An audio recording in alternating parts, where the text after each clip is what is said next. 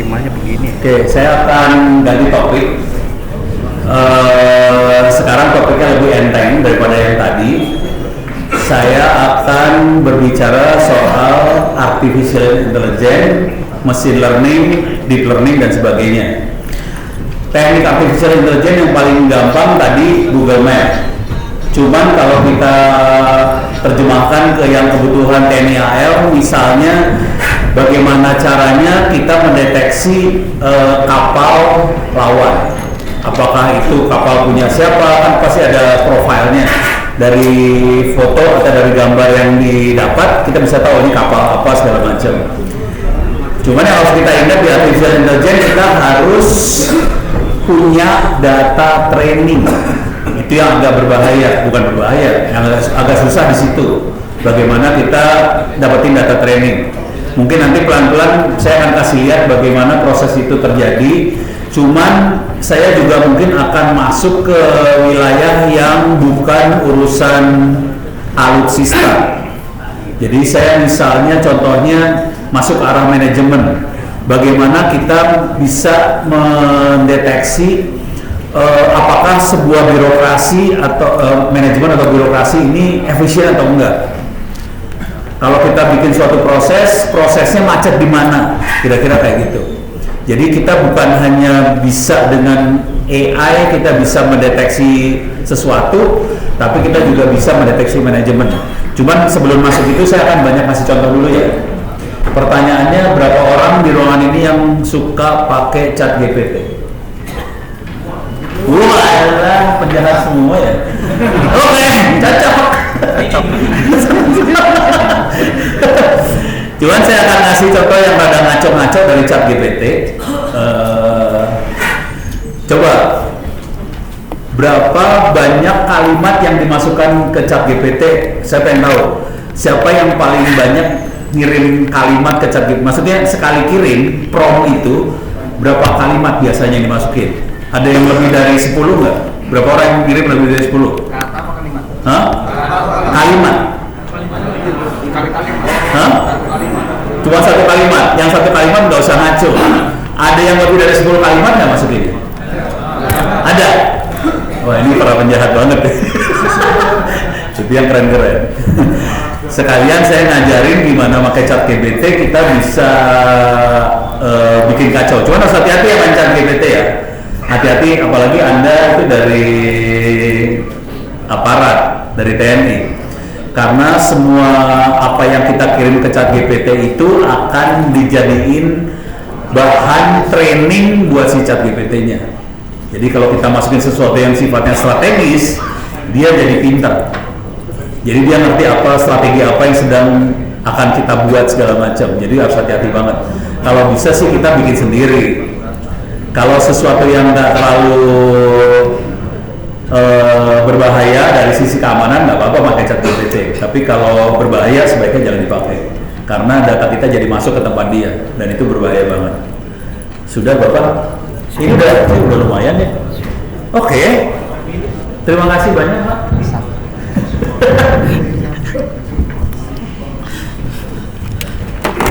Oke. Ini saya gedein dulu biar gampang.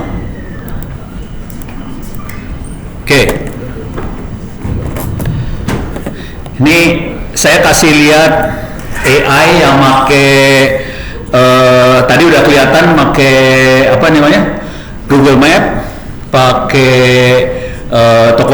toko online udah kelihatan. Sekarang AI yang lain make BART sama ChatGPT. Oke.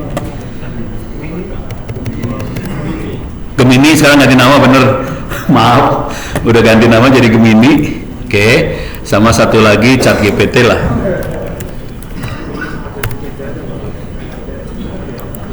Cuman jujur sih saya makin kesini makin lebih suka ke Gemini daripada ChatGPT.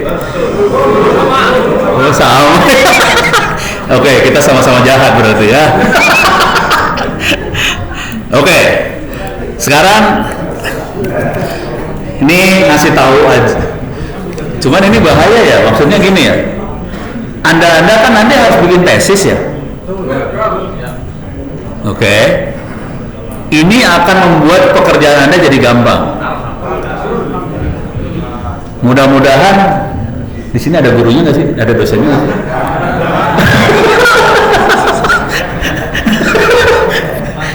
Jangan laporin ke Pak Yos atau komandan yang lain ya. Nanti saya dicekek ini urusannya.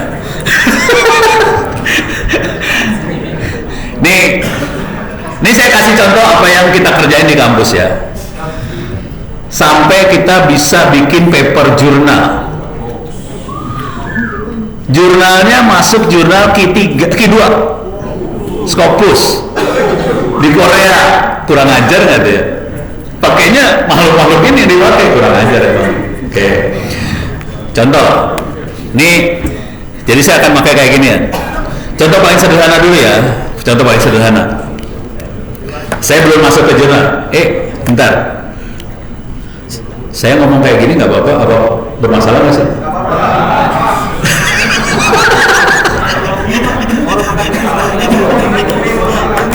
Oke. Oke. Kalau yang sederhana, saya mulai dari yang sederhana dulu. Nanti pelan-pelan saya akan coba arahkan pemakaian dari ChatGPT dan teman-temannya ini sampai kita bisa menulis karya ilmiah berbentuk jurnal, gitu ya. Tapi nanti sesudah itu kan saya punya waktu sampai jam 5.30. Mudah-mudahan ini bisa selesai dalam waktu 30 menitan. Kemudian saya mulai masuk ke bagaimana kita melakukan eksplorasi AI sendiri untuk kebutuhan prediksi kebijakan pemerintah apa segala macam. Arahnya ke sana ya. Jadi yang awal supaya Anda bisa punya bukan pegangan ya, punya bekal. Kalau mau nulis sesuatu gimana caranya, nulis paper juga. Tugas akhir Anda itu harus berapa halaman? 160-an halaman. Oke. Oh, di atas 100 ya. Oke. Di situ harus ada temuan nggak? Ada sesuatu yang baru nggak? Harus ada ya. Oke. Sekarang saya pelan-pelan ya. Pelan-pelan aja, santai. Misal, ini yang kita pakai di kampus. Misal, saya sama teman-teman, terutama di teman-teman IT, kadang-kadang kita pengen tahu masalah di IT Indonesia apa sih, di internet Indonesia apa sih. Biasanya kalau pakai ChatGPT gampang kan, tinggal tulis saja sih masalah utama di internet Indonesia, gitu doang kan, langsung dia dapat masalahnya apa aja.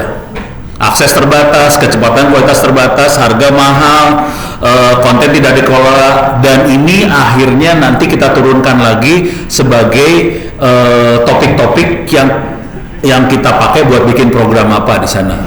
Misalnya cara bikin programnya cuma gini doang nih kan, akses terbatas. Saya ambil akses terbatas. Jadi cara yang biasa kita pakai paling sederhana adalah saya kasih pertanyaan. Sebaiknya langkah apa untuk mengatasi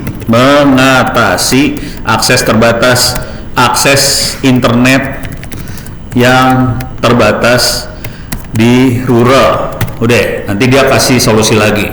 Kira-kira kayak gitu ya. Infrastruktur jaringan apa segala macam. Tapi kalau kita hanya bermodal dengan ChatGPT ini atau BART atau Gemini ini, kita belum punya jam terbang. Seringkali terlalu cetek lah kalau bahasa orang akademik ya. Jadi kita tetap harus punya jam terbang di masalah itu supaya kita bisa masuk ke sana. Oke. Saya kasih contoh yang asli beneran saya kerjain dan masuk paper jurnal Q2 di Korea. Oke. Sederhana banget. Ini saya kasih di Google dulu ya, saya kasih lihat. Yang kita lakukan adalah ini masuk ke Q2 Korea ya. Ini kurang ajar banget. Yang kita lakukan adalah gini nih, kita bikin CTF Hacking Competition, ITTS. ITTS adalah kampus saya, Institut Teknologi Tangerang Selatan. Kita bikin CTF Hacking Competition, oke. Di ITTS, kemudian, nah ini dia, ada press release-nya di detik.com. Oke, kita bisa lihat ini hasilnya. Oke, ini biasa, nggak ada yang istimewa sih sebenarnya. kita ngadain hacking competition untuk anak SMA, SMK, untuk menjaring ahli keamanan cyber, kemudian dikasih hadiah, kemudian apa nih? Ini yang jadi apa sih namanya? Narasumbernya. Jadi sebelum kita bikin kompetisi hacking, kita bikin workshop biasa, semuanya biasa, tidak ada yang istimewa di sini, biasa aja. Kemudian ini adalah juaranya, gitu ya. Nah, terus kita tahu yang juara 1 dari Semarang, apa segala macam. Ini ada yang dari Malang juara segala macam. Biasa kan? Ini berita biasa. Kalau kita lihat ini berita biasa. Kalau ngelihat naskah aslinya, ini saya kasih lihat prosesnya sampai jadi paper journal. Oke. Saya buka di sini, saya gedein biar Anda ngelihatnya enak. Asli kalau Anda ngelihat ini kurang ajar banget sih sebenarnya. Saya masuk ke CD dokumen Ono CTF ini.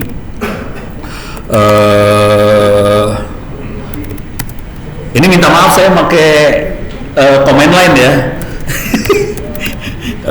2023 juara press release. Ini adalah press release aslinya.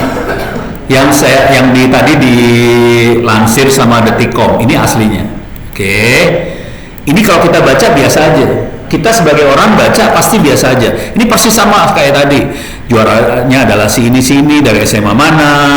Terus tapi di press release aslinya ada angka-angka nih. Jadi total pesertanya kayak gini, konsentrasi pesertanya kelihatan, kemudian finalisnya dari mana, ini mulai kelihatan nih. Kalau Anda coba bentar, aku kasih lihat di sini ya. Coba lihat di sini. Apa yang menarik di situ? Bisa dilihat nggak? Dari peserta ya. Saya gedein dulu. Coba. Ini adalah pertandingan hacking tingkat SMA sama SMK. Peserta maksimum umur 18 tahun. Ini peserta yang masuk dengan provinsi mana? Ada yang menarik nggak di situ? Ada yang menarik nggak? Apa? Jawa Timur ya. Ngagumkan kan? Informasi seperti ini menarik buat dunia. Hati-hati. Dunia juga pengen tahu hacker di Indonesia mangkalnya di mana sih? Anda baru tahu barangkali Jawa Timur ya. Saya juga baru tahu berarti Jawa Timur. Terus saya konfirmasi sama teman-teman saya yang orang-orang cyber security. Biang kerok hacker ada di mana? Jawa Timur. Semua Jawa Timur dan semua nunjuknya ke Malang. Gitu. Keren ya. Kita nggak akan pernah tahu kalau kita tidak melakukan pertandingan seperti ini. Nah, ini waktu saya publish paper jurnalnya di Korea, reviewer Korea langsung komplain. Kamu serius bikin pernyataan kayak gini? Emang bukan Jakarta? Jadi orang bule, orang luar negeri berpikir bahwa hacker Indonesia adanya di Jakarta. Dia nggak pernah nyangka bahwa adanya di Jawa Timur. Nggak kebayang. Ini kelihatan banget Jawa Timur. Dan ini konsisten sama informasi dari teman-teman saya yang ini ya di cyber security, semua ngomongnya sama. Kalau hacker yang jago Jawa Timur, kalau penjahat yang jago siapa? Salah, bukan Jakarta. Coba yang dari Polri, tahu nggak?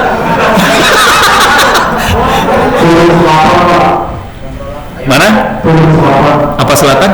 Tulung Selatan, Lampung. Oke. Kayak. Jadi satu itu bener di pokoknya daerah Sumatera Selatan, Lampung, daerah situ itu Kayu Agung, daerah situ satu. Ada satu lagi. Anjir bener ya. Wih, parah. Ya pokoknya satu Sulawesi. Istri saya korban yang Sulawesi sih sebenarnya. Jadi saya jadi tahu. Jadi yang jahatnya beda sama yang jago. Beda ya. Jadi kita harus tahu nih antara yang jahat sama yang jago lain. Tapi dua-duanya nggak ada yang di Jakarta. Jakarta orangnya nggak jago-jago, asli nggak jago. Jakarta terlalu banyak fasilitas, terlalu banyak duit, orang nyaman. Hacker itu harus sedikit sengsara.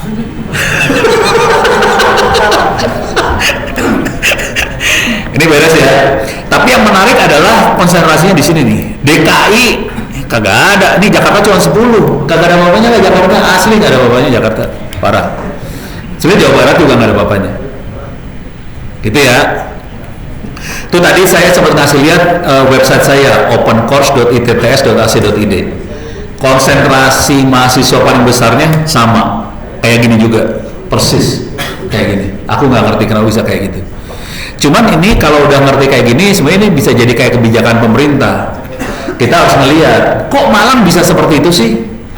Gimana caranya kita bisa mereplikasi, kita mengopi ekosistem yang ada di Malang ke daerah-daerah lain supaya daerah lain juga jadi jago-jago gitu.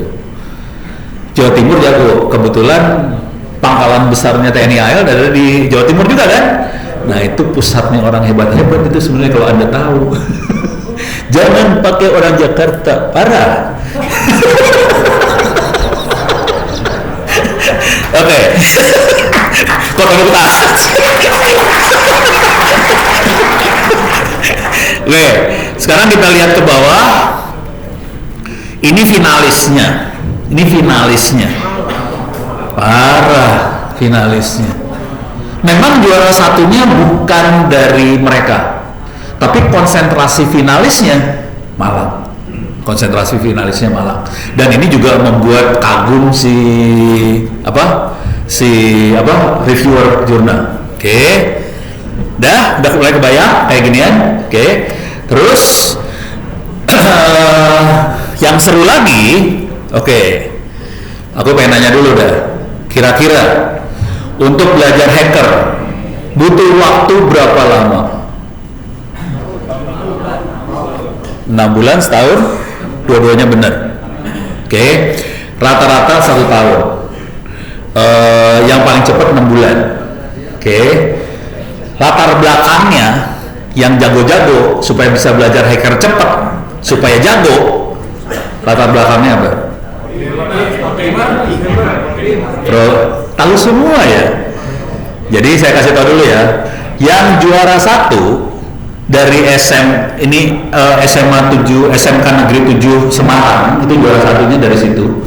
SMK Negeri 7 Semarang, dia bukan hacker. Dia programmer untuk AI. Anak SMK tapi programmer AI, machine learning.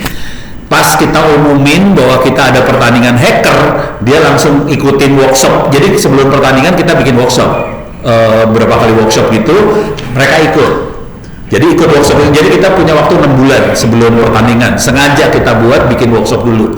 Mereka ikut, dia belajar, langsung jago, terus dia bisa nyerang beneran.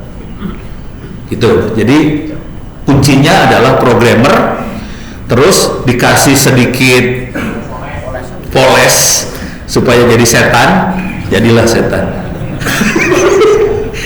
Beres ya. Nah, sekarang kita dengan kondisi seperti ini nih. Oke.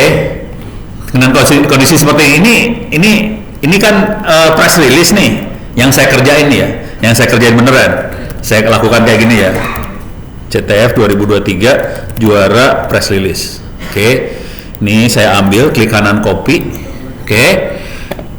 Saya masukin ke chat. Waktu itu saya masih makainya chat GPT sih sebenarnya. Saya pakai chat GPT nih sebetulnya waktu itu. Oke, saya tulis kayak gini. Buat summary, summary bahasa Indonesianya apa ya? Halo?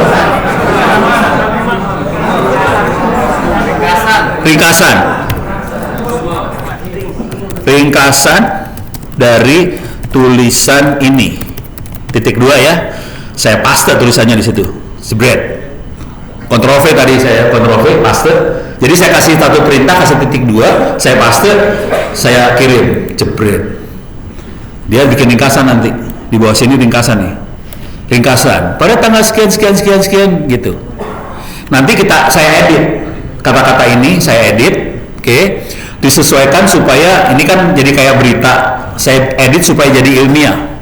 Gitu. Jadi yang kata-kata yang nggak butuh buat jurnalnya ini kan nggak butuh. Pemkot Tangsel buat apa di jurnal, PT Astra nggak usah, Badan Cyber Usaha Negara dibuang-buangin yang gitu-gituan supaya lebih fokus ke arah pertemuan, gitu ya. Jadi saya misalnya udah saya lakukan adalah kayak gini nih, ntar saya ambil, klik kanan copy, pakai Google Translate dulu ya, pakai Google Translate. Dia, Ono juga pakai Google Translate. Lu pikir gue pakai otak gue translate? Kagak.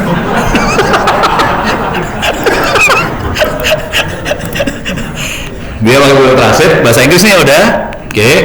Saya copy. Saya bisa taruh di sini boleh, misalnya make it more academic in 3 paragraph misalnya, kayak gitu, paragraphs. Oke, paste, Ctrl V, enter. Gitu ya. Pokoknya setan banget dah. Jadi Anda jadi orang harus sedikit setan. Ini beres ya, udah dapat. Kalau saya kebetulan pakai Quillbot. Saya bayar nih, kalau Quillbot gue bayar $50. Nih Quillbot, dia punya kemampuan paraphrase, bener. Mau akademik, simple, kreatif, expand, shorten, custom. Udah saya paste di sini, deh. Tinggal mau versi apa, akademik supaya kelihatan kayak saya orang pinter. Udah klik akademik, langsung. Oh sorry, saya harus login dulu. Lanjut sebagai Ono, login. Oke. Soalnya kalau nggak bisa. Nah, dapat udah beres. Langsung mulai jadi nih. Beres ya. Oh, tapi ini jadi pendek banget ya. Oke. Kalau mau lebih panjang di expand aja, expand. Nah, udah jadi panjang dia. Seolah-olah pintar, deh.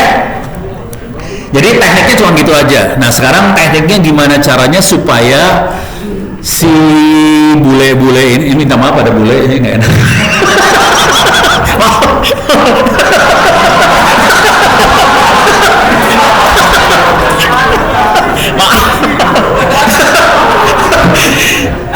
Bagaimana caranya supaya reviewer di luar negeri ini, jadi boleh gue ganti sama reviewer luar negeri lah.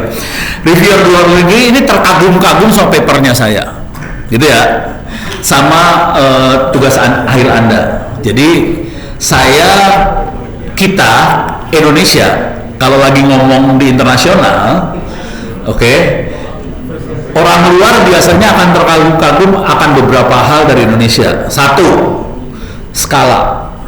Jadi kita mengadakan waktu kemarin kejadiannya di Singapura nih. Mereka jadi di internet ada yang namanya ini nih. Saya kasih cerita dikit lah biar ngerti konteksnya ya. IETF. Di internet ada Internet Engineering Task Force. Internet Engineering Task Force adalah satuan tugas Satgas yang merancang internet di dunia. Waktu itu mereka mengadakan pertemuan di Singapura, konteksnya adalah internet for all. Bagaimana kita bikin internet for all, maksudnya yang ada di desa, di kampung segala macam. Oke. Satu, jadi poinnya adalah kalau mau bikin kagum bule, caranya kita kasih tahu skalanya. Oke. Datanglah saya sama teman-teman ke Singapura. Terus ada orang ini Spanyol ngomong, kita bikin internet pakai fiber optik di satu desa di Spanyol. Wah, tepuk tangan. Oke, fiber optik di desa, keren. Udah gitu ada orang dari Nepal, Bhutan. Kita nyambungin 13 desa di Nepal dengan wireless. Oke, keren. Udah gitu Filipina, kita nyambungin 7 desa pakai seluler. Oke. Indonesia, kita nggak punya duit. Jadi kita pakai alat yang murah-murah buat nyambungin rakyat kita ke internet. Kita pakai penggorengan, kita pakai wajan. Udah pernah lihat? Udah tahu kan? Ke internet. Kita nyambungin satu kabupaten di Pemalang. Ada sekitar 213 desa kita sambungin. Stres itu satu ruangan. Akibat dari situ Tegal, Brebes sebelahnya itu kabupaten lagi, tertarik juga, ada 200 desa lagi, nyambung. Akibat dari situ, gubernurnya waktu itu Pak Ganjar Pranowo yang jadi capres, tertarik, wah kita harus nyambungin satu provinsi ke internet. Jadi stres tuh, satu ruangan. Cuman kita kalau orang Indonesia ngomong pakai kata-kata kan susah ya. Jadi taktiknya pakai gambar, dikasih lihat gambar-gambarnya, ceklek. Ini gambarnya, ini waktu kita bikin training, nih waktu kita naik tower, ini waktu kita nyambungin kabelnya kayak gimana, fiber optik, kasih gambar, stres satu ruangan. Makanya jangan kaget, ini bukan paslon, bukan 03, bukan. Coba perhatiin waktu debat capres kemarin. Pak Ganjar eksplisit ngomong internet murah kan? Itu dari situ. Internet gratis ya? Itu dari situ tadi. Dan itu yang membuat Internet Engineering Task Force stres langsung. Karena dia kaget loh. Spanyol 1 desa, Nepal belasan desa, Filipina 7, kita ratusan desa, parah.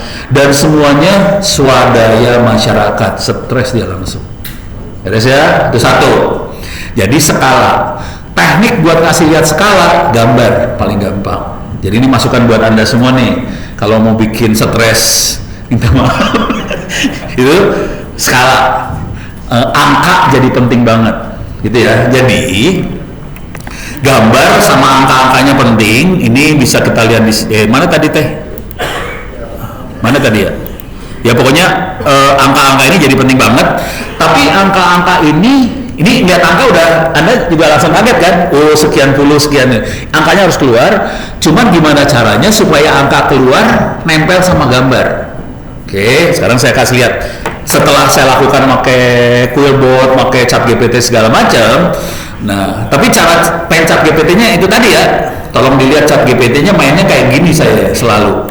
Ini makanya tadi di awal saya nanya, kalian udah masukin berapa kalimat ke ChatGPT, ke bar? Kalau saya udah satu teks saya masukin, jebret, bikin ininya, gitu langsung, bikin kesimpulannya, bikin ininya, udah jebret, parah banget. Cuman kalau kita mau pakai cara gombal banget bisa gini misalnya, nih saya kasih misal lagi, ini saya kasih contoh dulu lagi ya. Ini saya ngomong kayak gini nggak apa-apa kan? Iya, gua ngadepin setan di sini susah.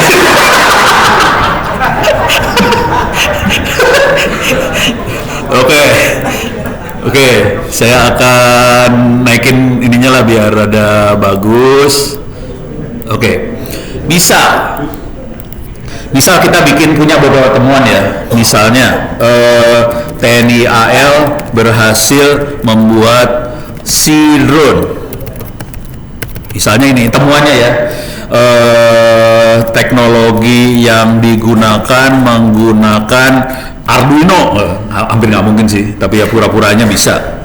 Arduino dengan banyak sensor, komunikasinya menggunakan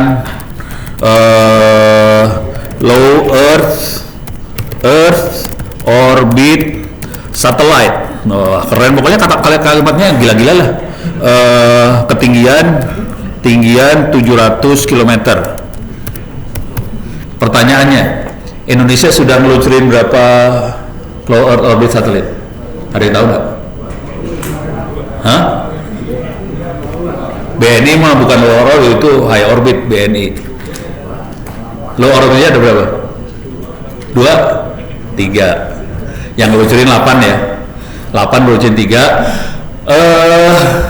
Payloadnya, muatannya pada pernah pakai walkie-talkie kan? Pernah? Muatannya adalah repeater relay walkie-talkie. Parah. Nih gua kasih lihat lah kemampuan bangsa lu ya. Bangsa kita hebat tahu. Kalian gak tahu sih. Tracking satellite.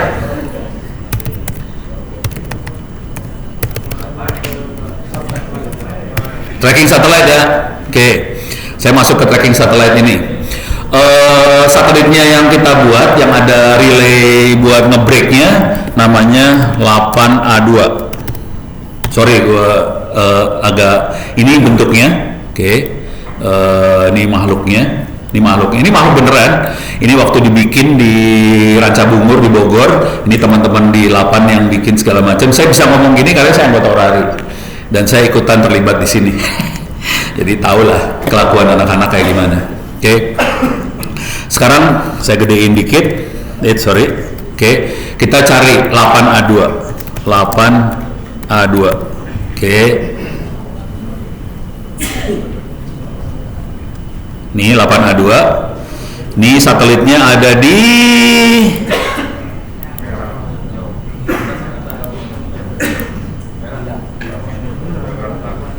kagak ada. Kagak ada nih satelitnya. Parah lu. Satelitnya kok kagak ada, nggak kelihatan nih. Wah.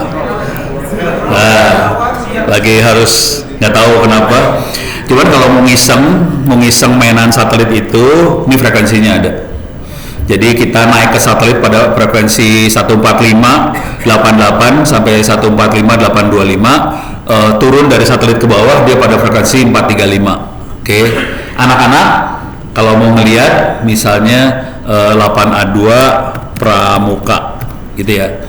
Ini contohnya buat Pramuka. Ini yang dipakai sama anak-anak buat ngomong ke satelit. Ini antenanya buat naik ke satelit. Lihatin ini pakai walkie-talkie taruh di bawah. Satelit itu bergerak. Jadi antenanya harus ngikutin satelit. Dia ngikutin pakai tangan. Ih, keren, Bo. Ini bangsa Indonesia, bangsa lu. Dahsyat. Oke. Kayak gini. Oke. Jadi kita punya kemampuan seperti itu dan kita bikin sendiri dan mereka komunikasi. Ini yang ikut main banyak sih, teman-teman Filipina, Australia segala macam ikut masuk ke dalam satelitnya kita. Terus mereka kita ngobrol. Jadi satelit ini dibuat buat main ngoprek, eksperimen segala macam. Gitu ya. Dah, balik lagi ke sini. Balik lagi ke urusan ini. Oke. Misalnya kita punya beberapa temuan. Saya bisa gedein lagi nggak nih?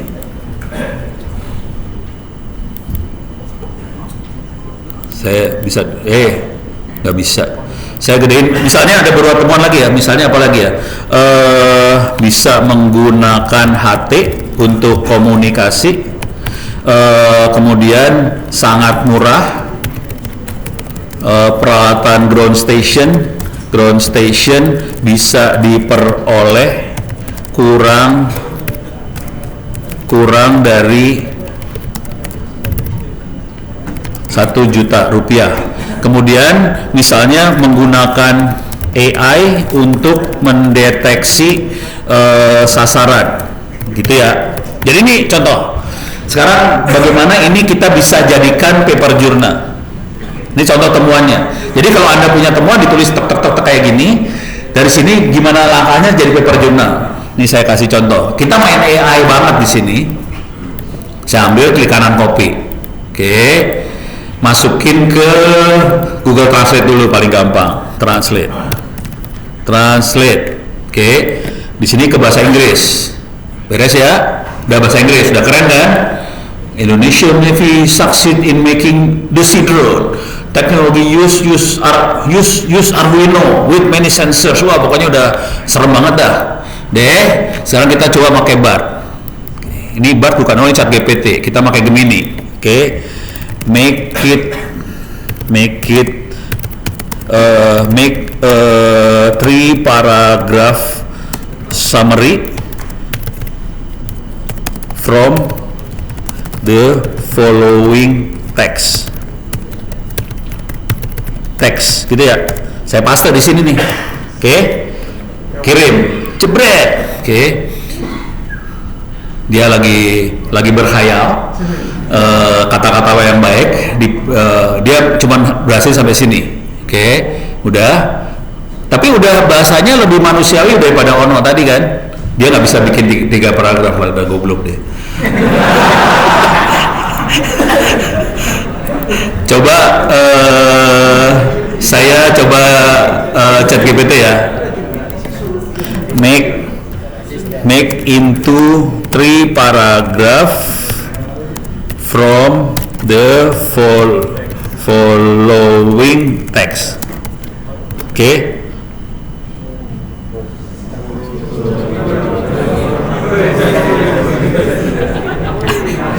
Ini namanya anjrit ya. Udah mulai dapet nih kan? Bayangin ya. Tadi kita modalnya kayak gini doang. Sekarang udah mulai jadi kayak gini nih. Kurang ajar banget ya. Wah, ada maritim security posture in the era kacau dah pokoknya. Udah serem banget dah. Deh. Sekarang kita mau cari judul. Judul apa yang paling keren buat dia? Oke. Ini cari judul. Paling susah kan cari judul ya. Jadi cuma ini doang nih caranya cari judul. Mana tadi Bart gue? Mana ini? Ini ya? Salah. Ini Gemini nih. Suggest the best judulnya apa sih? Title for the following text. Udah, langsung dia kasih judul nih. Enak tuh nih.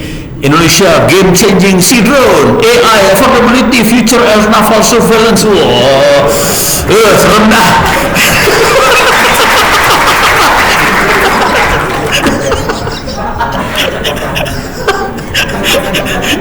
Teknik melakukan penipuan kayak gini sih. Udah kebayang ya taktik-taktiknya. Jadi kata kuncinya sebetulnya adalah bagaimana kita orang bilangnya prompt ya. Promptnya apa? Tapi kita ngasih data. Selain prompt plus datanya kita kasih. Jadi kuncinya dari situ. Dari situ bisa kembang. Cuman jujur, mesin ini blow on. Data kita harus benar-benar bagus supaya hasilnya dia juga bagus. Cuman Anda punya masalah karena Anda TNI. Data yang di sini nggak boleh terlalu kebuka sih sebenarnya. Kalau gua kan orang gelo, ya nggak masalah, gua masukin apa aja. Membuat dia gila nggak masalah. Kalau Anda masalah, gitu. Jadi ini di belakang ini adalah generative AI. Jadi algoritmanya namanya generative AI, gitu. Kalau bisa sih coba kerja sama kampus-kampus untuk mengembangkan generative AI buat internal di dalam TNI-nya supaya data ini nggak keluar. Soalnya kalau data keluar bahaya banget sih sebenarnya. Ini bahaya sih sebenarnya karena mereka jadi tahu apa yang terjadi dalam tubuh TNI, kira-kira gitu. Beres ya? Kebayang? Nah sekarang saya kasih lihat paper jurnal saya beneran. Ini modal chat GPT. Aduh, kalau udah tahu mah parah dah. Gua nulisnya dalam waktu berapa lama ya? Seminggu atau 2 minggu? Keterima di Q2 Scopus. Minta maaf, sorry ya. Sinta udah kakak level, sorry, maaf. Scopus Q2 lagi. Cuman bayar mahal Gue bayar berapa kemarin ya? 15 juta. Parah. Tapi suruh kampus yang bayarin, nggak apa-apa, biarin. Gue seneng. Oke, saya akan masuk ke apa tadi? ITTS, mana foldernya? Sini. ITTS FGH, mana I? ITTS, saya masuk ke Prof paper, saya masuk paper hacker, saya masuk ke ini dia. Ya, mana? Oh, sorry, gua nggak ngelihat, gua pakai kacamata ya. Nomor 043 kami bertanya Prof, kalau tadi sudah disampaikan beberapa metode yang menggunakan AI untuk pengerjaan sebuah jurnal, sebuah tulisan ilmiah berupa teks sebelum masuk ke jurnalnya sendiri, Prof. Mungkin satu yang kurang, Prof, biar lengkap terkait dengan tools analisisnya, Prof. Karena kita sudah diajari beberapa tools analisis. Sejauh ini sebagai seorang akademisi, apakah penggunaan contoh Prof yang paling sederhana adalah penggunaan Excel menggunakan pivot table itu apakah bisa untuk menjadi sebuah tool analisis? Bahkan sampai mungkin yang bukan paling jauh tapi yang paling common seperti penggunaan Tableau, sehingga kita bisa data yang ada itu bukan cuma jadi hasil berupa angka, tapi udah langsung berupa data visualisasi. Apakah itu bisa digunakan untuk perusahaan ilmiah, Bro? Bisa. Jawabannya kok pendek banget ya? Jawab singkatnya, ya bisa. Dan Excel, Tableau bisa. Cuma nanti yang akan saya jelasin bukan lebih dari itu ya. Saya akan coba jelasin lebih dari itu. Maksud kamu ya. Saya kalau pakai Excel atau pokoknya data-data Excel kayak gitu, saya biasanya melakukan regresi ke data itu. Nanti saya kasih lihat yang contoh regresi yang ada ya, contoh regresinya ya. Jadi jawaban singkatnya ya bisa. Kalau pakai Excel saya biasanya pakai regresi. Dari regresi kita bisa lihat tren. Kalau cuma tabel aja belum keluar. Siap. Karena di Excel juga bisa dari data yang tadi disampaikan kita bisa geolocation juga bisa muncul atau jadi biar kami membuka wawasan. Oh, teman-teman yang lain ya. Jangan sampai nanti kita terpaku dengan SPSS. Oh iya. Kalau ternyata ada yang lebih mudah dan itu ternyata di forum akademis yang di luar itu diiyakan, kenapa tidak kita gunakan? Iya. Cuman jujur sih karena saya nggak pakai Windows, saya nggak pakai Excel. Gue makainya Google apa sih? Yang di Google Drive apa namanya? Spreadsheet. Pokoknya di Google Drive lah. Ada kayak Excelnya kan? Aku pakai itu. Tapi samalah sama Excel. Nah, beres ya. Saya balik lagi ke sini dulu bentar dikit. View mana ya? Zoom page width. Ini judulnya. Identifying Last Young Hacker Concentration in Indonesia. Gitu ya. Ini judulnya dapat dari mana? Dari ChatGPT. Kurang ajar banget ya. Terus ini abstraknya. Nah, kalau Anda nulis sebuah paper jurnal, yang harus diingat waktu kita nulis paper jurnal atau apa yang akademik ya, terutama di level S2, S3, yang dikejar adalah bukan hacker tuh apa sih? Jadi di abstrak kita nggak bisa nulis hacker tuh apa. Yang dikejar adalah Anda menemukan apa. Itu ya. Coba kita lihat abstrak ini. Ini kalimat pertama.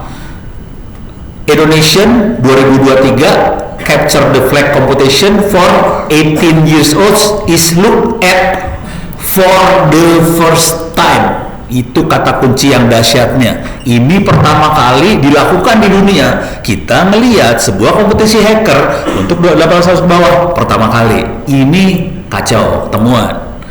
Terus kita bisa melihat bahwa profil partisipan itu lebar banget dari mulai high school student sampai ini, dan kelihatan ini temuannya lagi, ini temuan yang banget.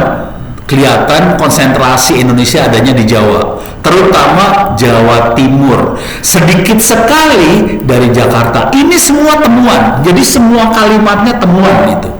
Itu yang penting. Kesalahan fatal Anda yang nulis paper jurnal, tesis dan sebagainya, menerangkan hacker itu apa, ini itu apa, nggak bisa. Jadi kalau kita bikin paper jurnal, setiap kalimat sebisa mungkin temuan. Gitu. Mulai kan, stres kan? Ini kalau dibaca semua temuan ya, hati-hati ya. Oke, terus kelihatan bahwa background education utamanya adalah SMK, vocational, terutama di Jawa Timur.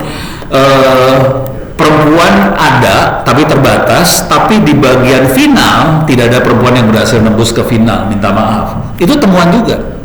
Jadi semua temuan loh ini, semua kalimat temuan ini, hati-hati. Jadi ini sampai 200 kata isinya temuan semua. Itu parah. Jadi ini yang perlu dimasukin dalam kepala kita waktu kita nulis paper jurnal. Fokusnya adalah temuan. Si reviewer akan melihat temuan kita apa aja. Kalau saya semua kalimat jadi temuan, udah kacau. Sebelah sana langsung nerima. Karena ini pertama kali, ini kita nemuin ini. Ini reviewernya sampai komplain loh, asli. Reviewernya komplain. Lu nggak salah nulis kayak gini.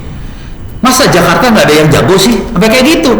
Padahal di kalimat sini ada kata-kata Jakarta memang fasilitasnya lebih bagus daripada daerah. Tapi entah kenapa orang daerah lebih jago. Temuan. Gitu. Jadi harus mikir ke arah sana ya. Oke. Sekarang saya kasih lihat lagi.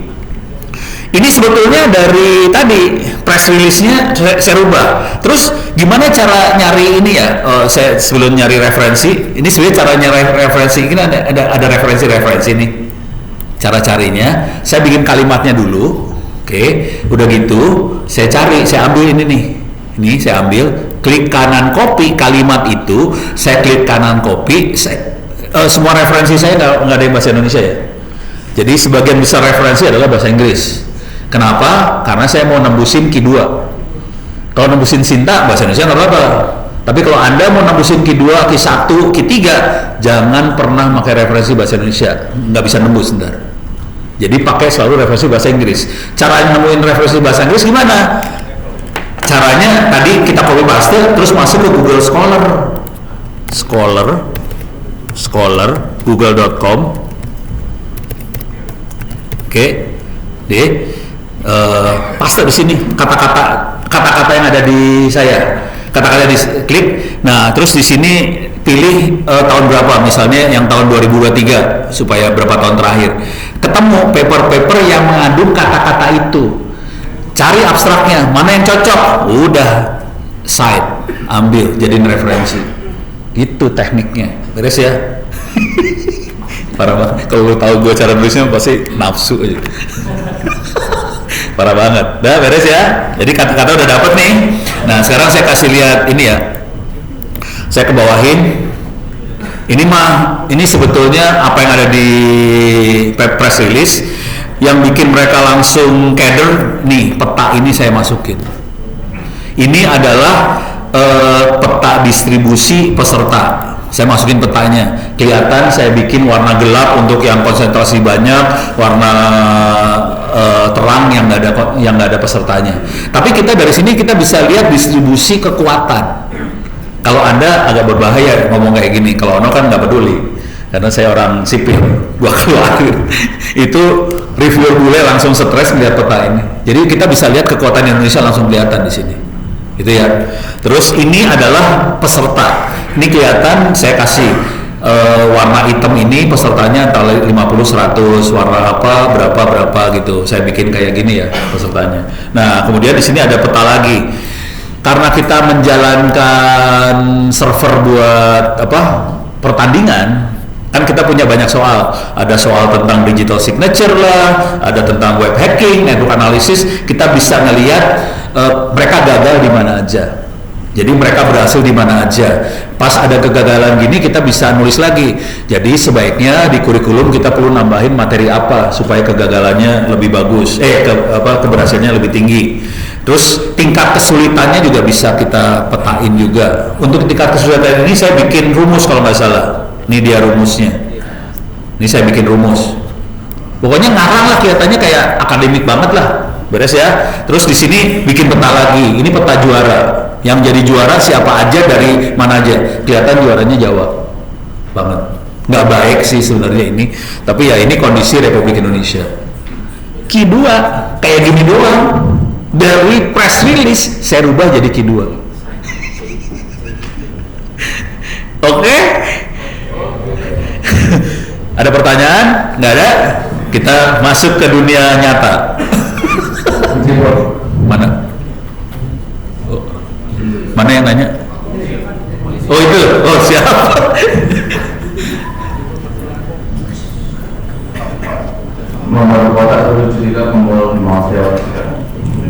Mohon izin kami bertanya, Prof. Mungkin pembelajaran yang diberikan terkait dengan pertahanan, Prof. Iya. Sampai sejauh ini terkait dengan masalah kedaulatan internet. Iya. Internet di Indonesia ini pengendalinya dari mana, Prof? Pengendalinya? Ya. Jadi mungkin di sini saya ingin bertanya juga terkait dengan Intel. Apa? Intel. Intel. Internet Corporation. Oh ICANN. Oh oke. Nggak mau pakai bahasa Indonesia, gue seperti ICAN. Oke. Maaf ICANN ya. Terus apa tugas dari ICANN? Kenapa dia bisa mengendalikan seluruh internet dunia? Siap. Oke. Ini nggak ada hubungan sama AI sih ya, tapi saya akan jawab kira-kira gini. Oke, ini pertanyaan bagus. Internet pada dasarnya ada dua hal yang membuat internet beroperasi. Oke, ada dua hal utama yang membuat internet bisa beroperasi. Satu nomor, yang kedua nama, domain. Oke, sama kayak telepon. Cuman kalau telepon biasanya kontrolnya ada di nomor aja, sama frekuensi. Kalau seluler ada frekuensi.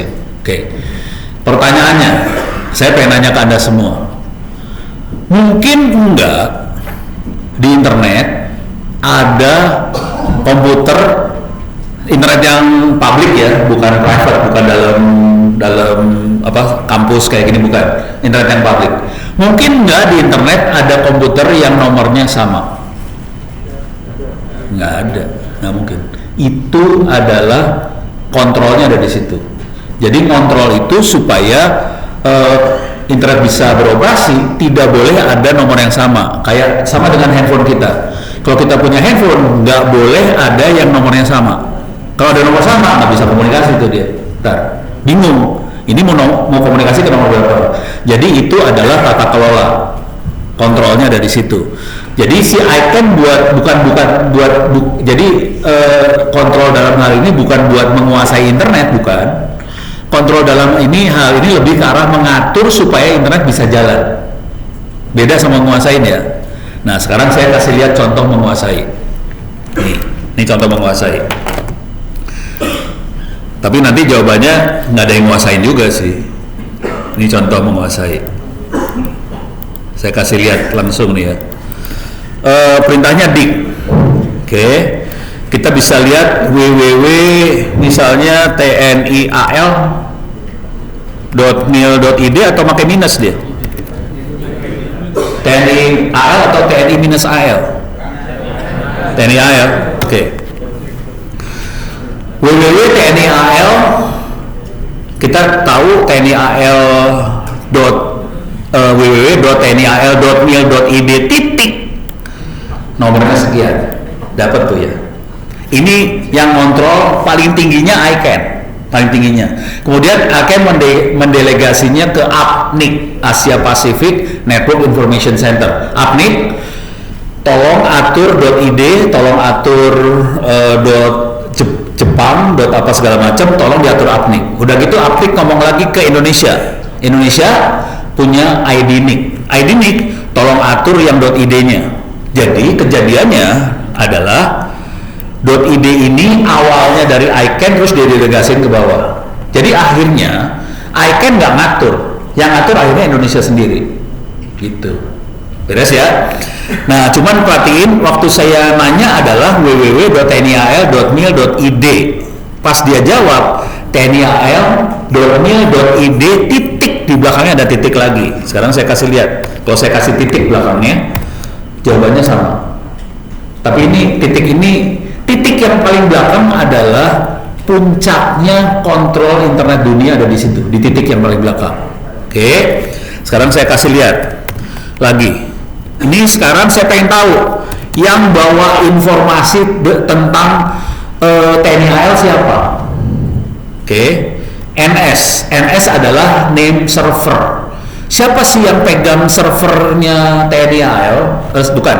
Yang pegang nama TNI-AL itu siapa? Enter. Dia suruh nanya. Dia kayaknya nggak bisa jawab nih. Time out. Rada blow on. Saya ganti. WW saya buang, TNI-AL doang. Alah sia. Reset time out. Alah time out. Saya ganti dulu ya bentar. Saya nge-hack dulu bentar dikit. Resolve.conf saya rubah, jangan kesini dia pusing kepala, saya ganti ke 111. Mudah-mudahan bisa kejawab nih pakai 111. Soalnya nih Telkomsel ada rese. Mana tadi? Oh nggak mau? Mana? Dik tnial.mil.id titik. Oke, langsung jawab. Jadi, ini bukan, ini TNI-AL. Sekarang saya akan nanya NS TNI-AL.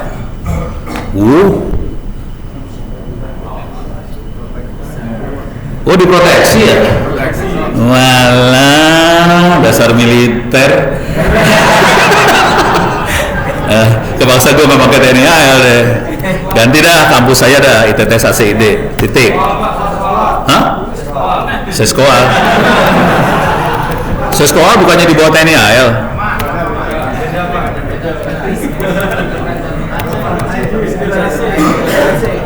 Apa sih? Oh gini? Serius?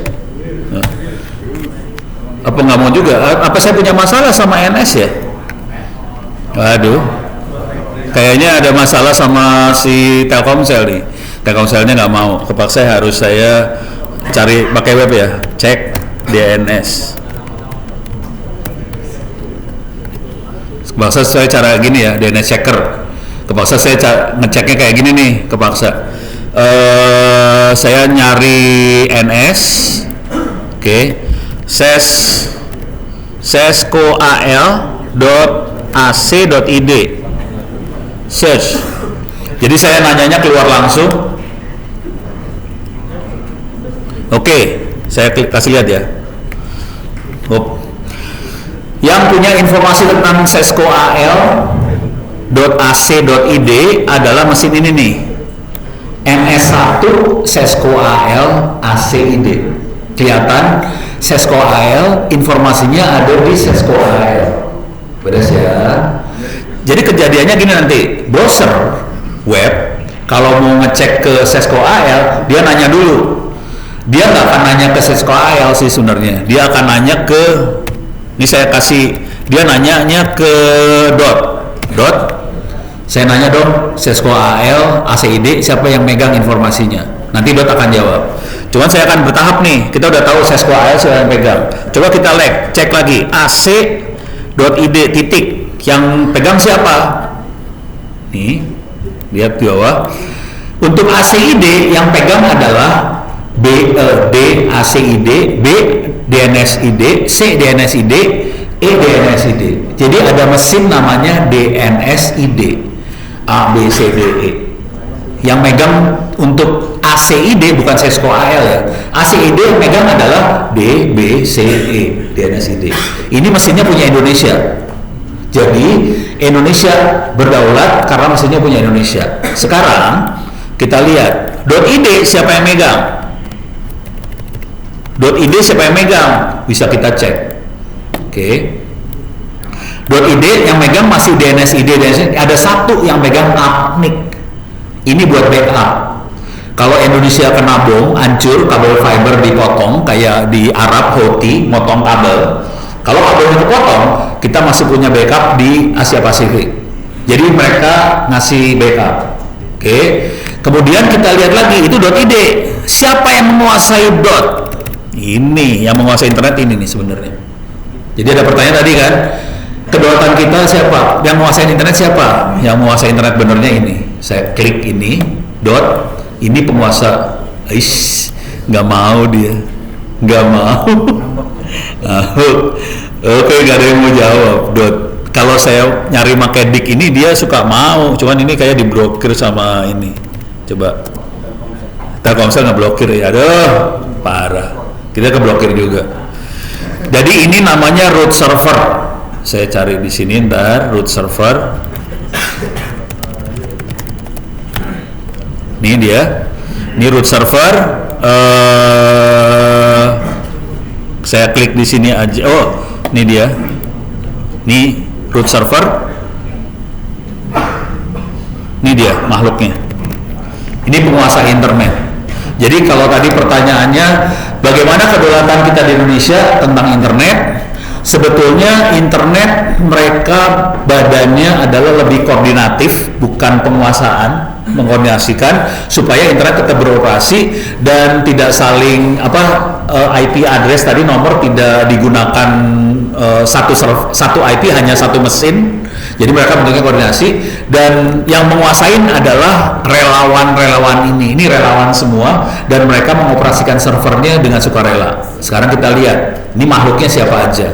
VeriSign Amerika, USC Amerika, Cognet Communication saya nggak tahu tapi kemungkinan Amerika, Maryland Amerika, NASA Amerika, Internet System Consortium Amerika, USDOD Amerika, US Army Amerika, NetNot nggak tahu, Verizon Amerika, Ride itu Eropa, ICANN Amerika, White Project Jepang. Jadi internet dikuasain oleh mereka sebetulnya. Jadi ini yang menguasai internet sebetulnya itu. Cuman bukan penguasaan benar, dia mendelegasikan kekuasaannya ke server-server yang lain, termasuk tadi .id adanya di server Indonesia. Kira-kira kayak gitu. Beres ya? Sip. Saya kasih ya. Ya. Ya. Saya ingin tanya Prof, Ya. Ini kan ada beberapa alamat IP address. Ya.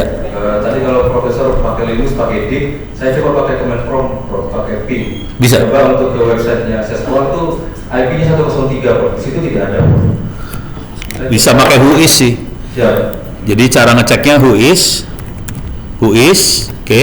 Kalau di sini IP-nya yang website Sesqual itu 103. Coba kita cek ya.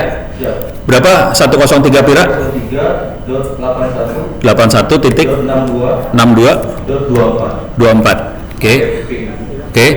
Itu kita kalau whois buat ngecek siapa sih yang punya IP itu, kita coba cek yang punya siapa. Oke. Dia lagi nanya. Kalau diproteksi kita nggak bisa keluar sih. Kadang-kadang mereka memproteksi soalnya. Yang punya ini siapa? Waduh, lama takutnya diproteksi. Coba saya cek kayak gini ya, 103 81 62 00/24 misalnya ya. Saya cek kayak gini ya. Mau nggak dia whois? Atau pakai whois yang lain? Wah, sialan. Nggak mau. Soalnya saya nggak install whois di sini. Ada nggak whois? Kayaknya nggak install. Oh, harus install dulu. Ntar. Ya, harus nyari kayak gitulah. Dari situ baru ketahuan nih IP punya siapa. Tapi kemungkinan besar IP-nya bukan punya Sesqual sih, punya provider. Kemungkinan sih. Gitu ya. Tadi pertanyaan kami tadi kan ada daftar IP gitu.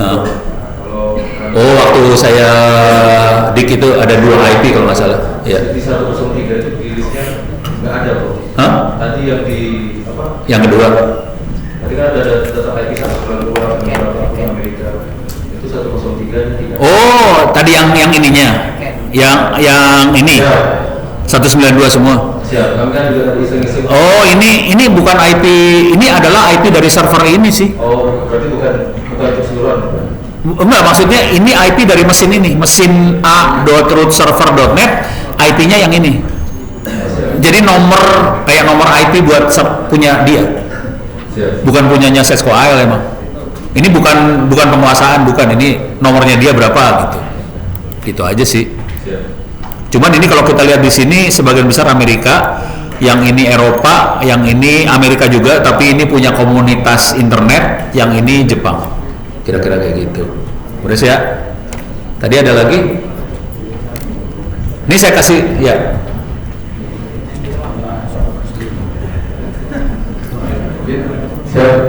Oh, ada. Mana dulu? Ini dulu ya? Ya. Oh, mau sana dulu. Silakan. Ya, jadi untuk di dunia internet dikontrol dari Sebetulnya bukan kontrol sih, lebih koordinasi. Karena kita cara bermainnya lebih apa ya? Kita biasanya meeting terus cari kesepakatan. Oke, internetnya sebaiknya kayak gimana sih supaya kita jalan bareng. Jadi cara kita bermain lebih kesepakatan, bukan otoritas gitu, enggak. terkait masalah karena dari US Army juga ada dari NASA, ya. ada dari pihak swasta juga, Ya. gitu, dari ICANN tadi, Ya. provider. Terkait masalah, karena kan semua pasti kan terhubung dengan internet. Iya, ini semuanya menggunakan militer juga. Iya. Gitu. Seandainya kita memutuskan dan kita membuat sendiri di Ya. Indonesia, Ya. karena ini terkait dengan kedaulatan internet. Iya.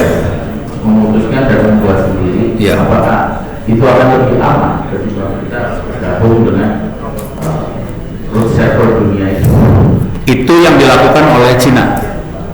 Jadi Cina melakukan itu, dia bikin kayak firewall yang besar Seluruh Cina dikontrol buat keluar ke internet, dari internet juga dikontrol buat masuk ke Cina. Cina ngambil keputusan seperti itu, bisa. Jadi aman, bisa. Cuman berat, nggak gampang. Anda tahu nggak kecepatan kita ke internet berapa? Kita tuh bangsa Indonesia, nyambung ke internet kecepatan kita berapa?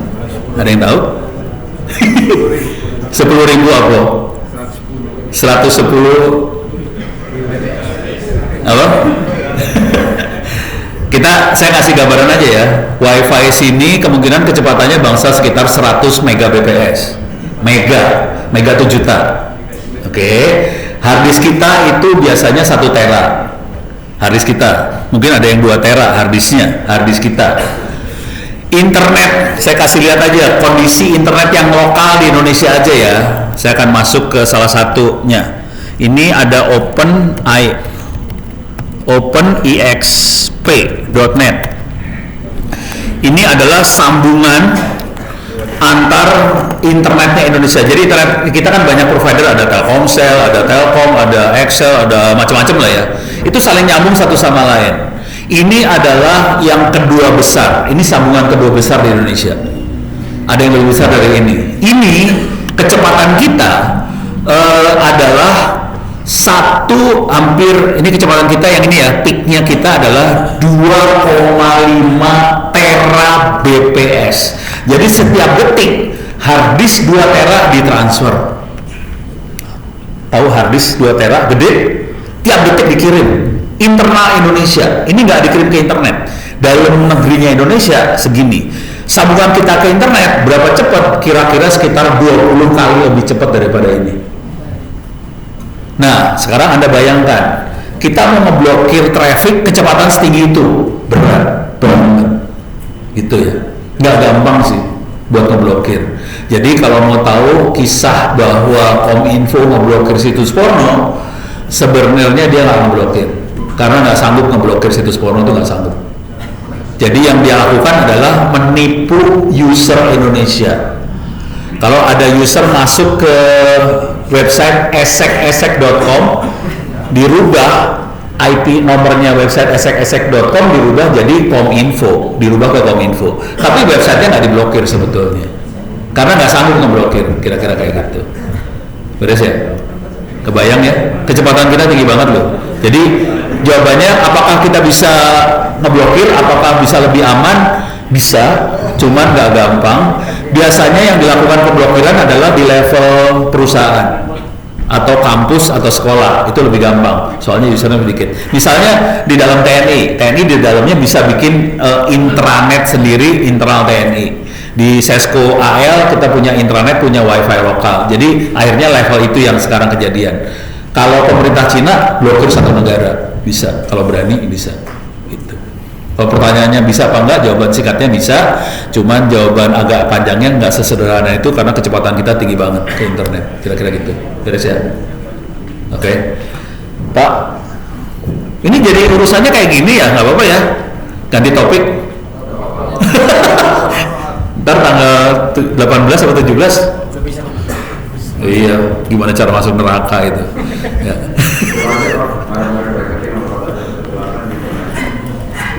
Jadi Pak, tadi sempat dijelaskan masalah DNS. DNS itu bukan domain sistem yang akan server ke NI. Iya. Ini karena kami diberi tahu sedikit sama Kominfo sama dari Telkom sendiri waktu penginstalan di Istana Kepresidenan. Jika disahkan memang DNS ini kan memang ada settingan dari negara tersendiri yang mengatur kode-kode bersalah itu pada saat itu ada 8-16 digit angka. Yang kami tanyakan di DNS itu atau memang stuck atau stabil angkanya kodenya itu dari Kominfo dengan angka tersebut, atau mungkin ada program perubahan? Oh, DNS-nya sendiri. DNS itu nomornya sendiri kita konfigurasi ke server kita. Jadi misalnya gini nih, ini saya kasih contoh beneran nih, contoh ya. Nih clear. Perintahnya kayak gini nih. Ini kelihatan, kalau enggak, ya udah. Saya gini ya. Ini nomornya kayak gini nih. Ini kita set. Saya mau nge-set merubah nomor saya, bisa. Caranya gini nih. if config. Ini kan nomornya adalah 192.168.8181. Pertanyaannya, yang nge-set angka ini siapa? Kita, manusia, seenaknya. Tidak ada apa ya? Tidak ada aturan di dunia. DNS-nya harus nomor sekian, nggak ada sih sebenarnya. Kita nge-set sendiri. Saya akan ngasih lihat, saya akan merubah nomor ini. Oke, WLP2S0. Oke, saya rubah if config interface configuration WLP2S0, saya ganti misalnya nomornya 192.168.822. Oke, enter. Enter nih ya. Coba kita lihat lagi. Clear if config. Berubah seenaknya. Jadi angka itu tidak ada pakemnya sih sebenarnya. Yang penting angkanya harus bisa nyambung nantinya. Itu aja sih. Jadi harus koordinasi ke seluruh jaringan. Kita akan ngasih tahu, teman-teman, saya nomornya sekian, saya DNS loh, gitu. Kira-kira kayak gitu. Sip, beres ya. Oke, nggak ada pertanyaan kan? Aku jadi stres loh bang. Ngajar di Sesko AL tuh, ya. Banyak ya, silakan. Jadi boleh ada lucu tanya. Kalau kita mau nyambung jaringan internet dari WiFi pabrik, ya. Kita kan cuma kelihatan alamat namanya, IP-nya. nama IP-nya. Oke. Kita bisa tahu nomor IP-nya, gimana caranya untuk mengetahui passwordnya?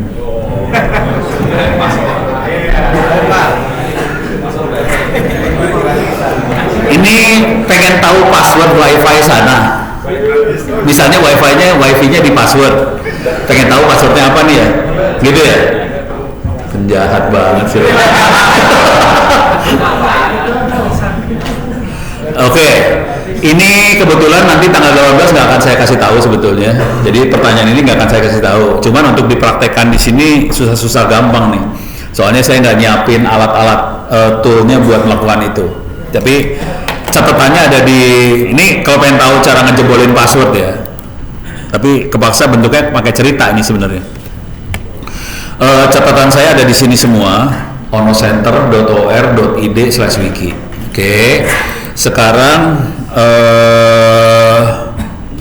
Kali tadi software yang buat hacking namanya Kali.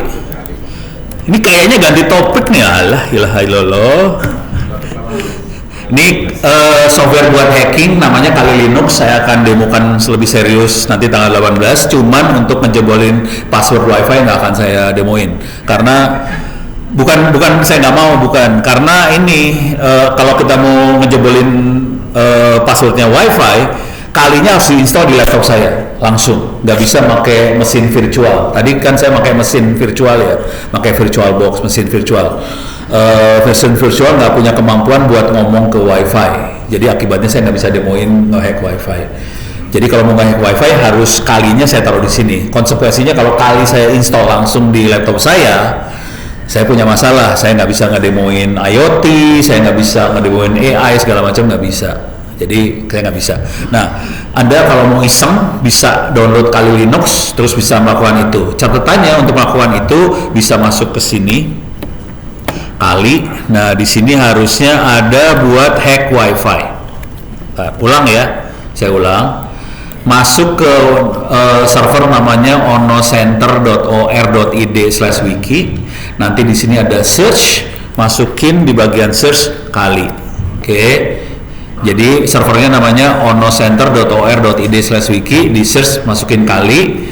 Ini ngomong jujur terus terang, server ini mulai di ban sama Google sih. Terlalu banyak informasi yang bermasalah di sini. Terus di sini saya masuk ke hack, mana hack WiFi misalnya. Ini ada beberapa teknik hacking WiFi. Oke. Cara ini saya klik sembarangan aja. Ini misalnya WiFi di auth attack. Kalimat-kalimatnya mungkin agak tidak familiar. Saya akan coba terangkan maksudnya apa. Wah, ini cara neranginnya parah banget nih, nggak bisa. Masih bahasa Inggris soalnya. Wah, masih bahasa Inggris juga. Mana ya yang rada manusiawi ya? Saya lagi cari yang manusiawian dikit, mana sih? Aduh, ini nggak manusiawi juga. Coba saya cari keyword yang rada manusia. WPA attack.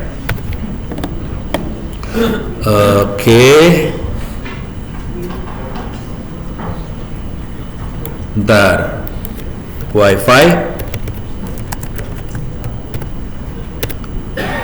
Oke. Kagak ada. Coba saya cari dari kuliah saya dulu ya. Saya cari dari kuliah saya. Oke. Ini ada kuliah cyber security. Cyber security. Oke, ini dia cyber security. Mudah-mudahan ada link yang lebih manusiawi yang saya taruh di sini. Soalnya tadi nggak manusiawi. Saya neranginnya agak susah kalau dengan yang itu. Persiapan hacking, ini wireless attack. Oke. Terus di sini ada hacking wireless.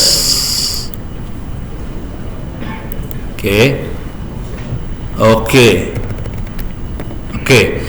Jadi kata kuncinya adalah wireless hacking. Jadi bukan kali kata kuncinya salah. Saya harus wireless hacking. Ini adalah ilmu-ilmunya. Cuman saya kasih disclaimer di atas.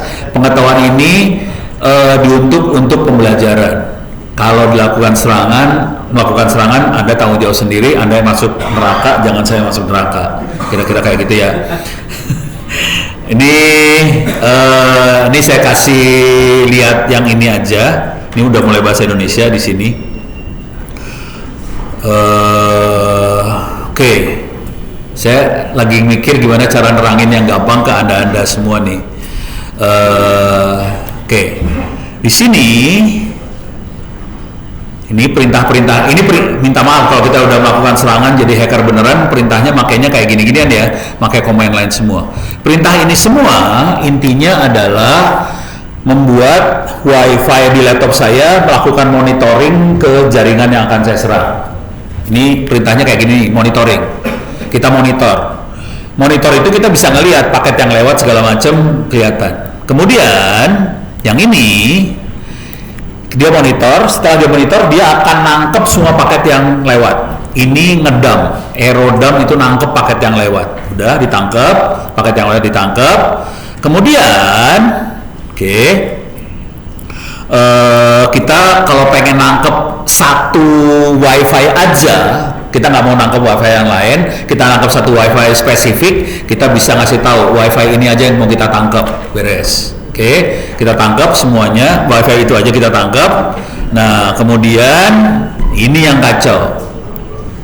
Ini parah banget.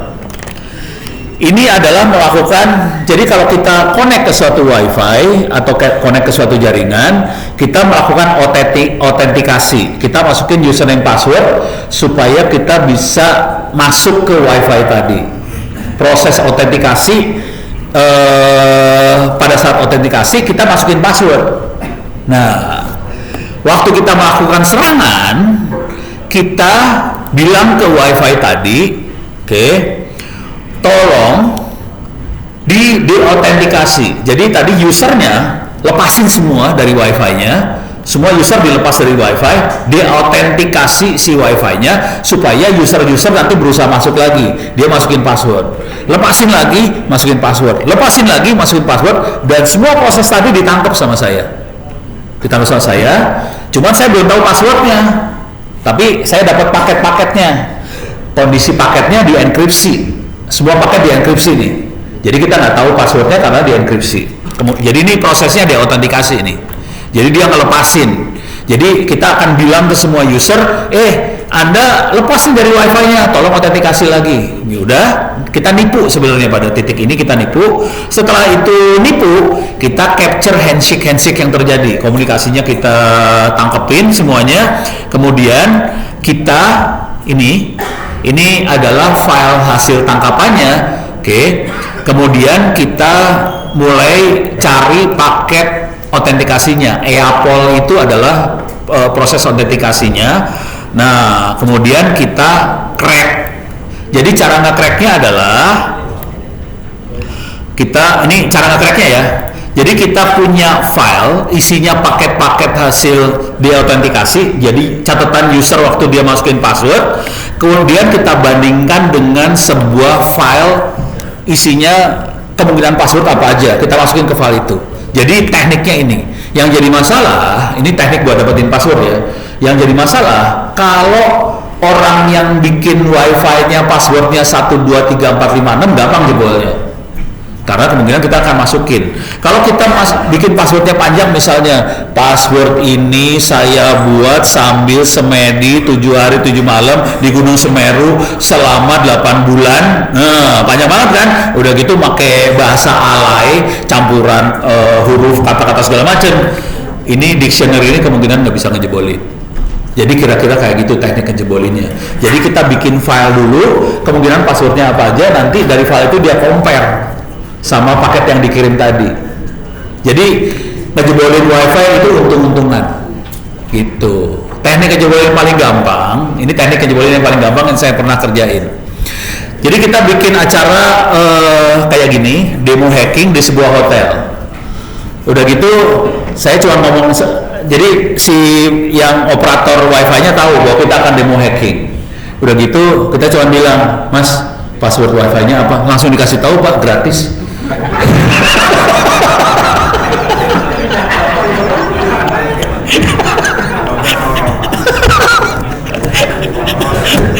Parah. Ya gitu sih. Yang tadi bercanda tuh. Tapi kira-kira ini tekniknya. Jadi kuncinya adalah di sini nih nanti. Dictionary attack gitu. Beres ya? Beres ya? Sip. Jam pira? Aduh, udah jam segini lah. Waduh. Saya cuma punya waktu 20 menit lagi. Mau AI atau mau hacking? Saya kasih demo aja AI cepat ya. Oke, saya kasih demo AI cepat. Kira-kira gini AI cepat. Nanti saya akan kasih lihat bagaimana cara si AI melakukan mengenali satu gambar, gitu ya. Oke. AI yang software yang dipakai namanya Orange Data Mining. Ini free, gratis, bisa di-download di internet, bisa dimasukin ke laptop Anda masing-masing, free. Kalau teman-teman saya yang lain kadang-kadang mereka pakai Rapid Miner.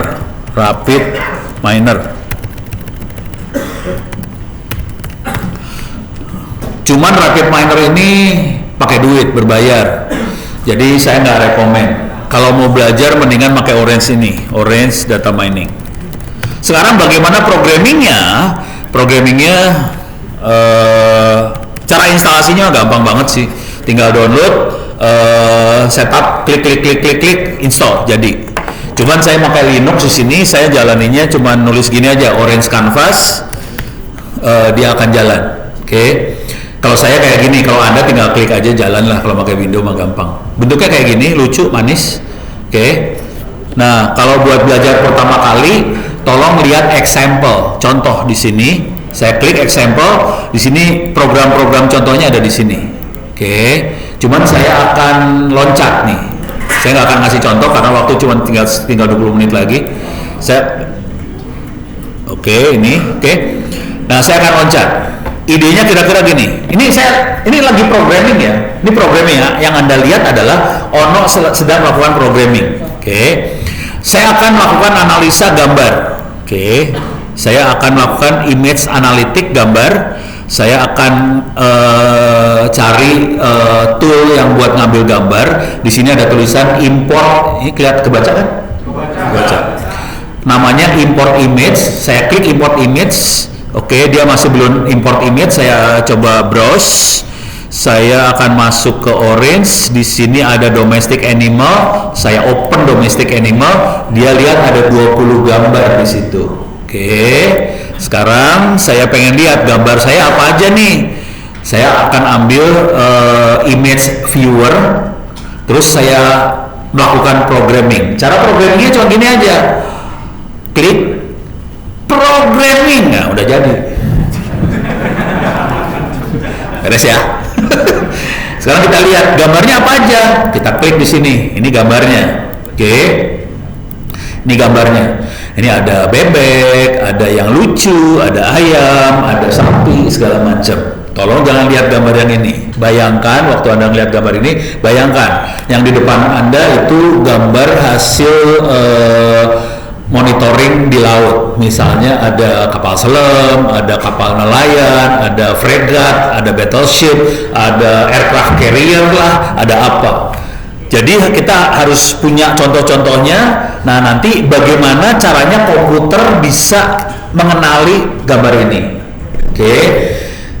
Contoh yang lain dengan gambar-gambar ini kira-kira kayak gini. Di Sirekap, tahu Sirekap kan? Yang bermasalah itu loh. Di Sirekap, dia harus mengenali ini angka 1, ini angka 2, ini angka 3, segala macam. Sama prosesnya kayak gini. Jadi apa yang dilakukan sama Sirekap ini persis. Cuman kalau ini kita akan mengenali kelompok binatang. Kalau saya tidak mengenali di sini, nanti tugasnya si komputer adalah mengelompokkan. Apakah bebek satu kelompok sama makhluk ini? Apakah ini sekelompok sama kambing misalnya? Kalau kita sebagai manusia gampang. Kita tahu ini kakinya 4, ini ada sayapnya, ini ada paruhnya, ini lucu, ini ayam, tahu. Kita tahu manusia. Sekarang kita lihat datanya seperti apa. Bayangkan, nih saya akan ambil data table, saya programming lagi, nyambung udah beres. Cuma doang programming, dia pikir programming susah, ini gampang. Pada ditipu sama vendor. Sensitif ya. Tolong dilihat datanya segombal ini. Datanya isinya cuma nama file, PNG, nama file, besarnya file, kilobyte, udah gitu pixel. Udah, kagak ada informasi ini turunan siapa, ini satu kelompok siapa, kagak ada di sini. Beres ya? Pusing lu, nggak ada kayak ginian. Ini bayangkan, kalau kita melakukan pengelompokan sesuatu, biasanya cara mengelompokinya kita melihat fitur-fitur yang ada di gambar tadi. Misalnya ayam, kakinya 2, ada sayapnya, sapi, kakinya 4. Kita melihat fitur-fitur tadi. Bisa nggak kita ekstrak fitur dari gambar tadi?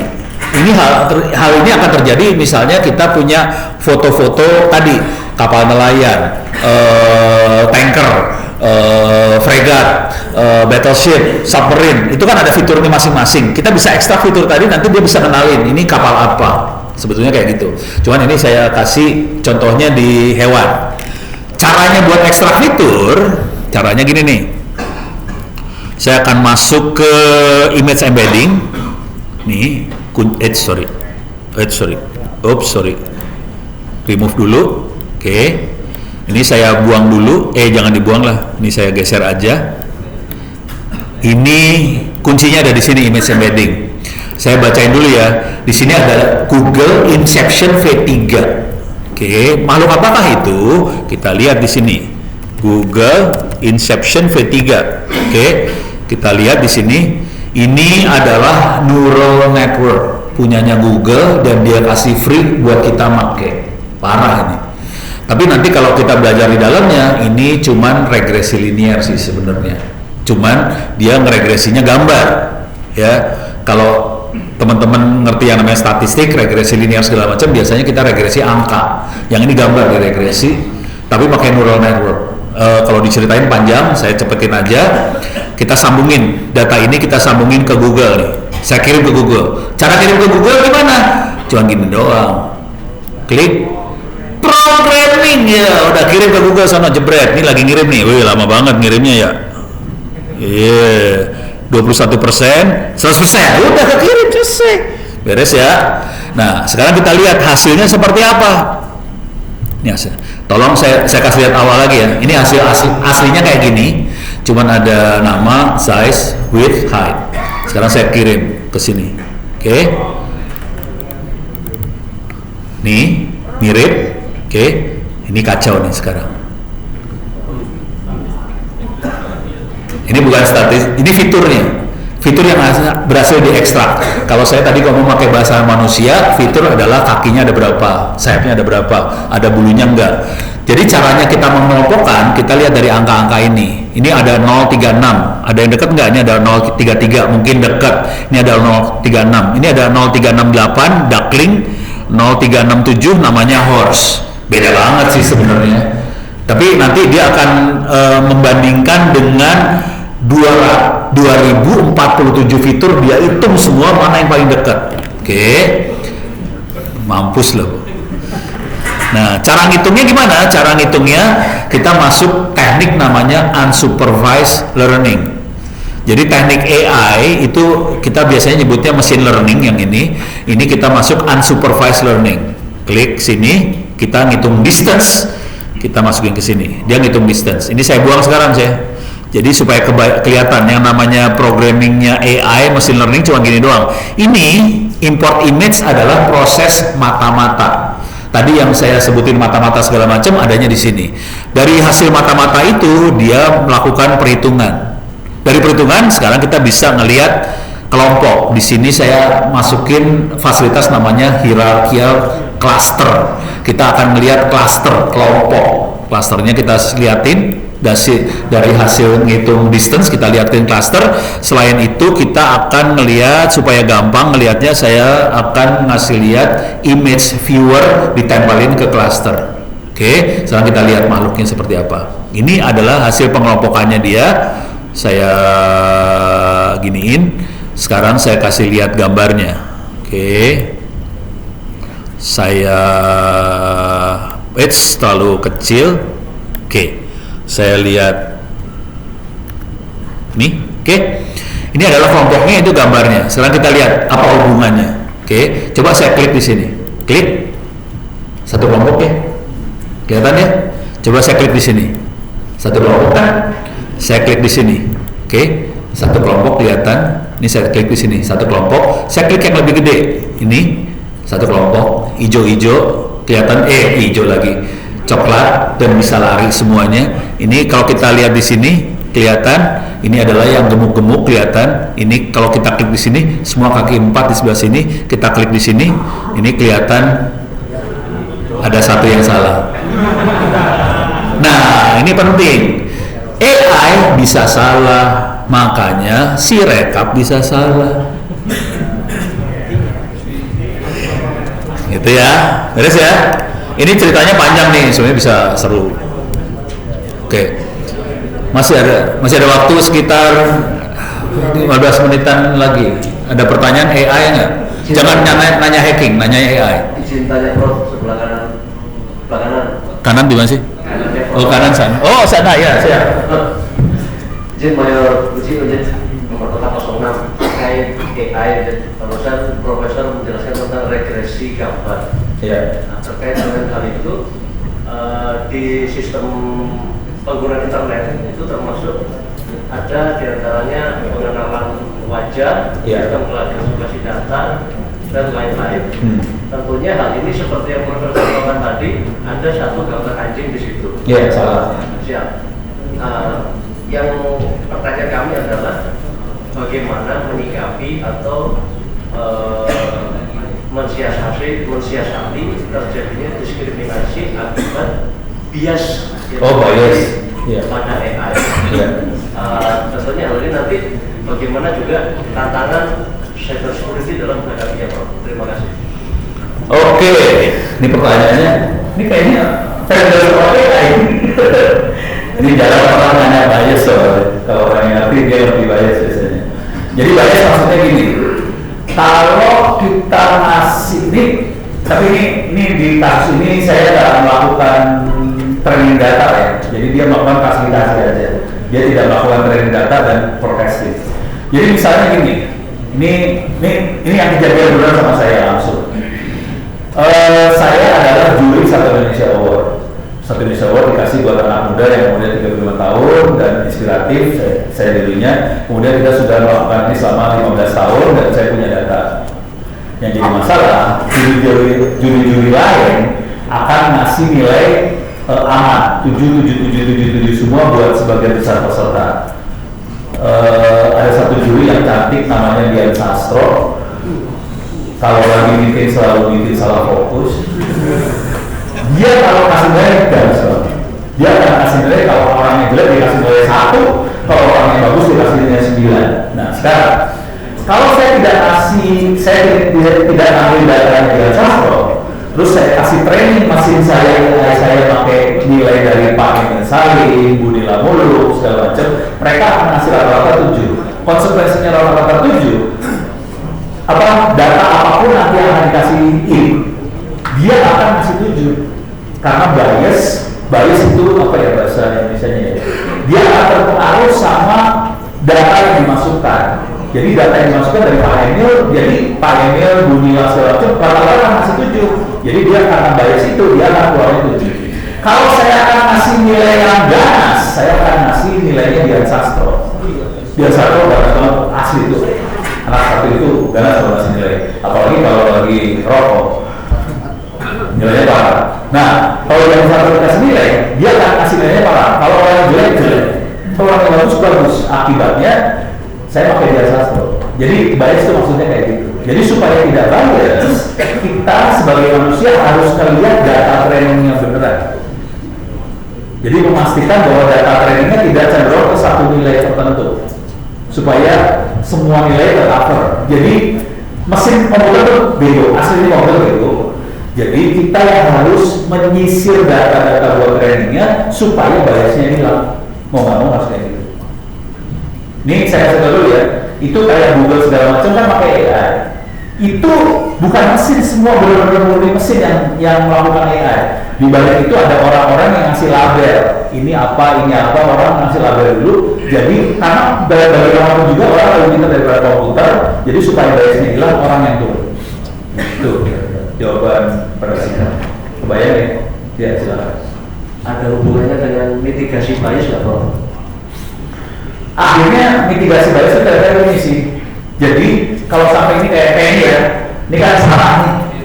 Ada satu error ya. Kepaksa komputer nggak tahu bahwa itu error. Asli, komputer bodoh. Komputer nggak tahu bahwa itu error. Kepaksa orang yang harus turun dan orang yang harus membetulkan datanya. Jadi mitigasinya manusia turun sih, evaluasi. Contoh yang kejadian benerannya kira-kira gini. Tadi ada hubungan dengan cyber security misalnya. Pertanyaan dengan cyber security. Pertanyaannya, kalau kita pakai internet, apakah kita nge-web? Nge-web apakah kita pakai HTTP atau pakai HTTPS? Kita tahu semua pakai HTTPS. Konsekuensi pakai HTTPS, bisa nggak software intrusion detection system mendeteksi, membaca traffic yang lewat? Nggak bisa, karena HTTPS lebih enkripsi. Konsekuensinya traffic yang lewat nggak akan kita bisa baca. Konsekuensinya kalau ada software intrusion detection system segala macam kita operasikan, dia nggak akan bisa deteksi ini traffic berbahaya atau enggak. Nah, akibat dari situ kita harus pakai machine learning, AI segala macam buat ngecek apakah ini trafficnya bahaya apa enggak, gitu ya. Dikasih training kepaksa. Kalau trafficnya bentuknya kayak gini, ini bahaya loh. Ini adalah serangan SQL injection. Kalau trafficnya bentuknya kayak gini, tapi itu bentuk traffic, bukan isi paket yang dikirim. Dia nggak bisa lihat paket yang dikirim. Cuma dia bisa lihat paket nomor 1 lewat, paket nomor 2 lewat. Lalu paket nomor 1 keluar paket yang kayak gini kira-kira. Jadi dia nggak bisa lihat isinya. Nah, ini sekarang ini menjadi riset lumayan buat S2, S3 di dunia buat pakai AI buat cyber security. Nah, pertanyaannya, apakah bisa bias? Bisa banget, bisa salah, karena ini masih riset semua. Tingkat kesalahannya masih tinggi, dan pola traffic Indonesia pasti beda sama yang ada di Singapura, pasti beda sama yang di Amerika, pasti beda sama yang di Cina, beda sekali. Kita harus melakukan training sendiri untuk traffic Indonesia, karena beda. Nah, jadi mitigasinya ya kita harus kerja keras sih sebenarnya. Seringkali kita berpikir bahwa semua data ini bisa disediakan sama vendor. Kita beli aja software intrusion detection system yang bisa melihat perilaku behavior traffic. Mikirnya gitu, kagak bisa. Karena traffic Indonesia pasti beda sama negara-negara lain dan kita harus turun terjun buat ngajarin sistem AI itu sendiri. Jadi mitigasinya manusia banget sih akhirnya. Kira-kira itu tadi pendapat Ono ya. Ono kadang-kadang suka ngaco kalau bikin pendapat. Itu mudah-mudahan aku nggak terlalu ekstrim kalau ngomong. Beres? Sip. Ada lagi pertanyaan? Aman? Aman? Aman? Waktu 5 menit. Nggak ada? Pertanyaannya, apakah sudah tahu email saya, cara hubungi saya udah ya?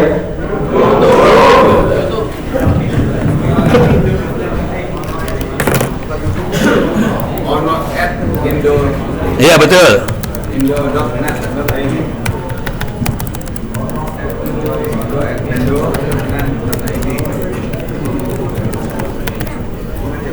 Jadi untuk menghubungi saya bisa pakai email ono@indo.net.id, bisa pakai Twitter ono_webpurbo. Kalau ngomong yang sifatnya terbuka bisa pakai Twitter, kalau yang sifatnya tutup bisa pakai email. Oke. Tadi saya nitip harddisk, masih di copy. Copy aja harddisknya biarin, karena saya akan datang sini lagi kan. Jadi silakan di copy. Silakan di copy ke teman-teman yang lain. Nanti saya datang sini baru harusnya dikasih ke saya aja. Udah siap? Sip. Oke. Ada pertanyaan lagi?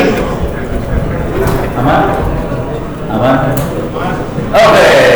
Kalau aman, terima kasih banyak. Mudah-mudahan bisa bermanfaat. Ini saya kasih ke siapa ini? Maklum saya mah di kelas biasanya tidak ada pakai lapor-lapor, stres saya tadi.